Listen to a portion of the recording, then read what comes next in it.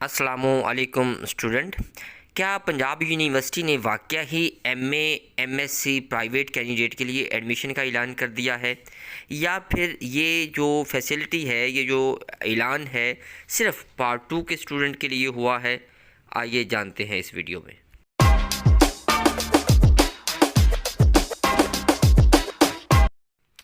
जी, तो पंजाब यूनिवर्सिटी ने MA MSc के प्राइवेट कैंडिडेट के लिए 2023 का एडमिशन का ऐलान तो किया है, लेकिन याद रखें ये एमए एमएससी पार्ट 1 के लिए नहीं है।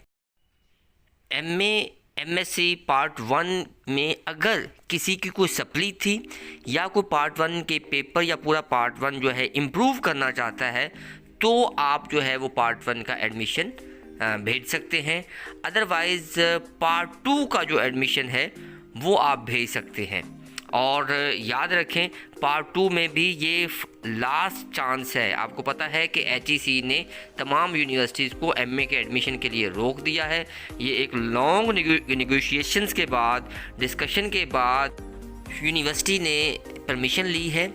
हाँ, अगर कोई कैंडिडेट पार्ट 1 और पार्ट 2 में कंबाइन अपीयर होना चाहता है और वो इसके लिए एलिजिबल है, तो एलिजिबिलिटी क्राइटेरिया क्या है कि आपको ग्रेजुएट किए हुए जो है वो 2 इयर्स कंप्लीट होने चाहिए। मतलब ये नहीं कि अगर आपने 2022 में आपने ग्रेजुएट कंप्लीट किया है तो 2023 में आप दोनों पार्ट्स के लिए आप एलिजिबल नहीं हैं। तो अगर तो आप दोनों पार्ट्स के लिए एलिजिबल हैं तो आप दोनों पार्ट्स के लिए अप्लाई कर सकते हैं।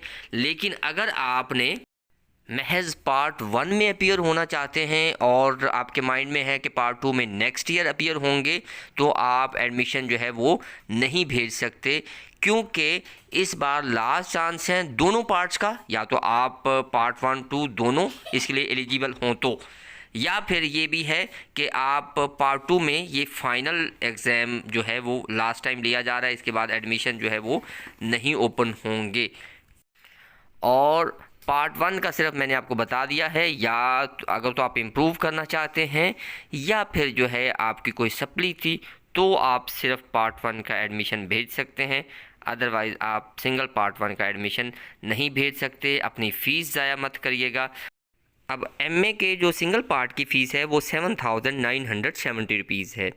एमएससी की जो सिंगल पार्ट की फ़ीस है वो 9,280 रुपीज़ है। And admissions are started online on 8 May 2023 and the last date for the submission of application is 30 May 2023। और याद रखें कोई भी फॉर्म जो है वो हार्ड फॉर्म में नहीं लिया जाएगा, ना आपने टीसीएस करना है।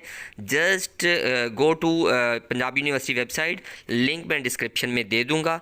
वहाँ पे आपने ऑनलाइन फॉर्म फिल करना है, आपका चलान फॉर्म जनरेट हो जाएगा। चलान फॉर्म डाउनलोड करके उसको बैक में सबमिट करवाने के बाद अगेन जो है वो आके आपने उस फॉर्म का जो रिमेनिंग पार्ट है उसमें वो इन्फॉर्मेशन जो है वो सबमिट कर देनी है और आपका फॉर्म जो है वो सबमिट हो जाएगा।